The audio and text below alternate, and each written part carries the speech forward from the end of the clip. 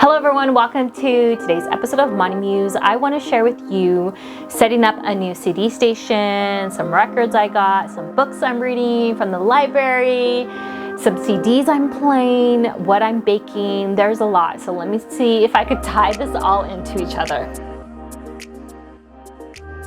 Okay, so first, I have been baking a lot in the kitchen, making food for all these children, and this week I attempted to make homemade tortillas. So I'm in the kitchen with the kids and I'm like, I need some music in this place.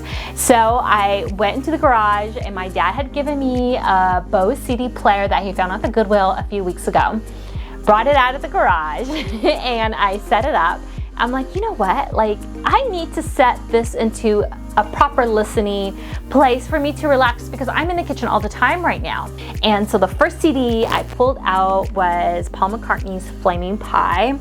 This was my first time hearing it. I had bought this at the Goodwill a while back and I'm like, oh my God, this is really good. I'm always pleasantly surprised. My favorite songs on here was Young Boy. I played that a few times in a row, and Great Day.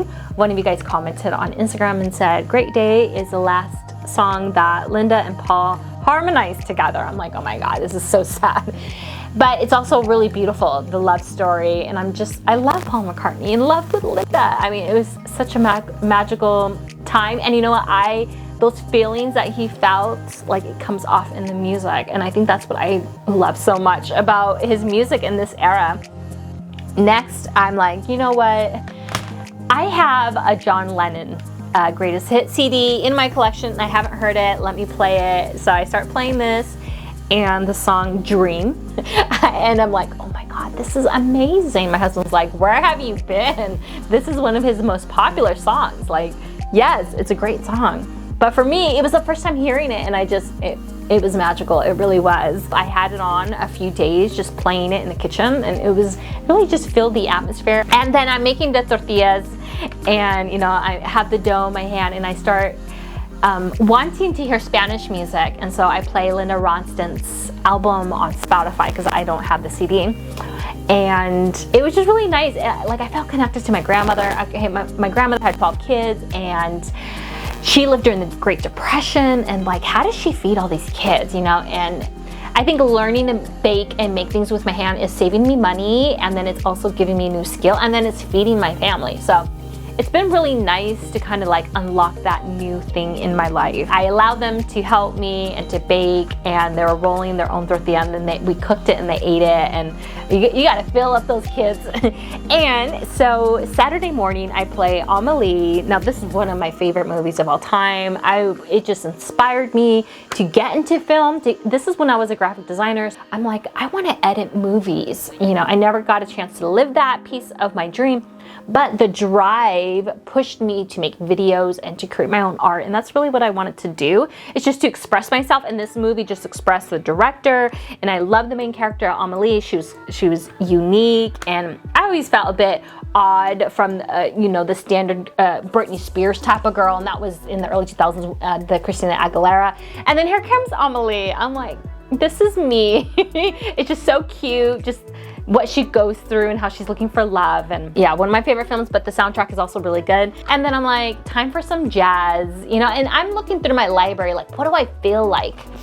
And I pick David Brubeck, and everyone knows him except for me.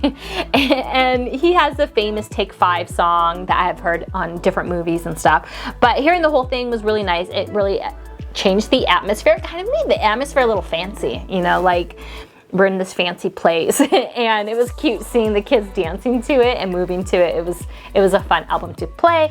And then I'm like, I'm in the kitchen for hours and you know, it's lunchtime and I put Weezer on. I'm like, we just need some fun. Put Weezer on, I think 2001 album, the Green album, and it was just really fun. I have so many great songs on that album, and it just made me want all their CDs. And I have their Blue album, so as I come across Weezer, I'll get more of them. They're just fun. Today, I'm making sourdough tortillas. I figured the first set of tortillas I had made were from lard, and they were really good, but they're not healthy. So I'm like, I can't feed my kids lard every single day. So I looked up online and I found a sourdough recipe for tortillas, and it's not hard at all. I'll link it down below. And these actually turn out really good. They have more of kind of like a pita bread taste than a Mexican tortilla, but it's just as good, healthier. And so this has been really cool, something I've unlocked. Once you figure out the sourdough bread, there's so many other things you can do. We even made biscuits. I even made that spread that you find at the restaurants. It's brown sugar and butter. Gus actually taught me that. And it was absolutely perfect for the biscuits. And I'll put the recipe in the description if you want to make it. All right, as for the books, okay, we went to the library as a family, saved us a lot of money because we didn't have to buy anything. And I went to the music section. They had a few books. This is Living the Beatles Legend, The Untold Story of Mel Evans. I don't know if you guys know anything about him, but I just scanned the book and he sounds a bit of a roadie, kind of an assistant, a driver. He was everything to them, kind of assisting things, almost a security guard. And I mean, I know I'm not going to read this whole book, but I wanted to see the pictures and I wanted to see the little insight that he had from his perspective of the Beatles. His son collected a lot of his items, a diary, and wanted to compile it into a book to tell his story. Next, I thought this was really fun. I've only read a few pages and I like where it's going. This is and I don't know if he's famous. Jeff Tweedy, World Within a Song, Music That Changed My Life, and Life That Changed My Music. And I thought, oh, I could get some inspiration. Basically, music has changed his life, and hello, music has changed all of our life. As for the records, those who are here for the records, last week's episode, I shared about record store day. I'm so glad I did, because I wasn't going to do it. And yeah, I had my kids, and it was like, it was cold. So many reasons not to do it. I didn't have a lot of money and I'm like, I'm just gonna make the effort, maybe get one album. And it was fun. It was a really good adventure. I think it's just, it kind of brings the vinyl community out in person, even if you can't buy everything. It's nice to be in that atmosphere. And I was able to listen to my Fleet Foxes album, enjoyed it, live album. I talked about it last week's episode. It really is like a greatest hit album and you get a piece of the personality. So it was really nice to kind of get that insight, and he's just playful with the crowd. And I had fun listening to that. I had a few albums come in the mail, and so one of them is Young Oceans.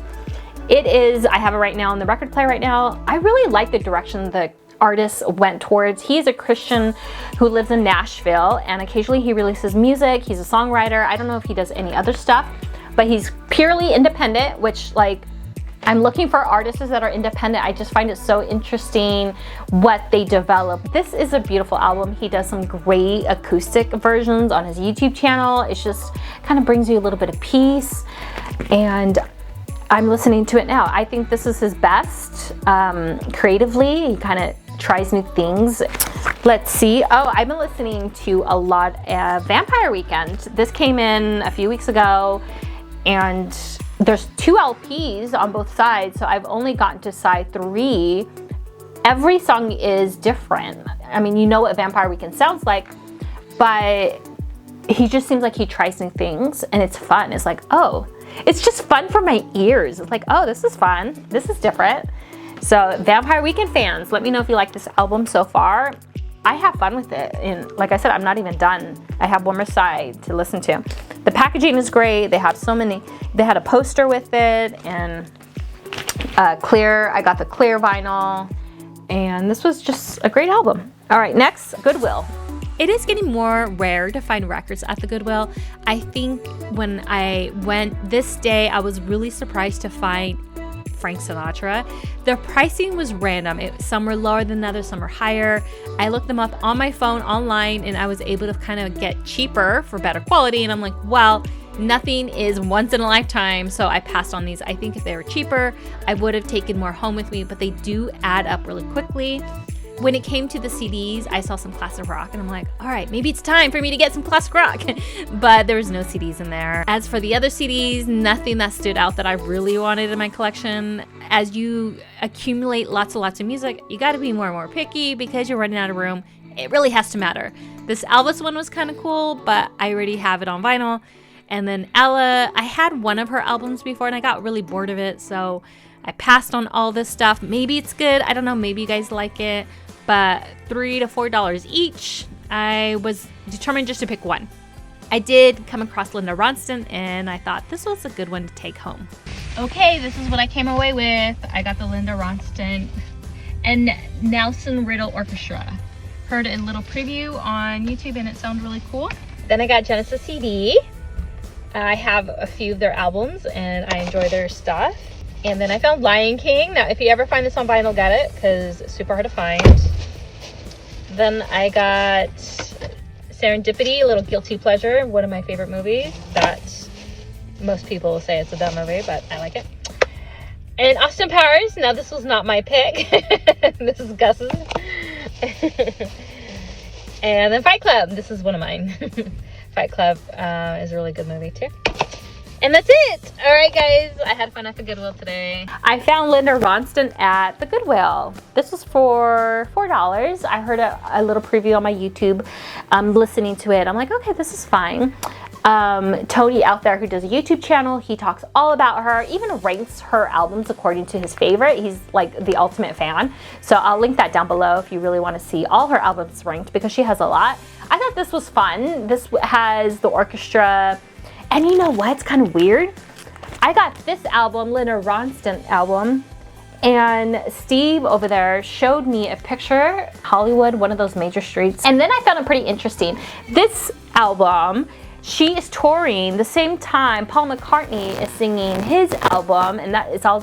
I had Steve sent me a picture. I'm like, that's really weird. I got them around the same time, like, and these were two albums that were in the atmosphere around the same time. I thought that was really cool. Like, what are the chances of that?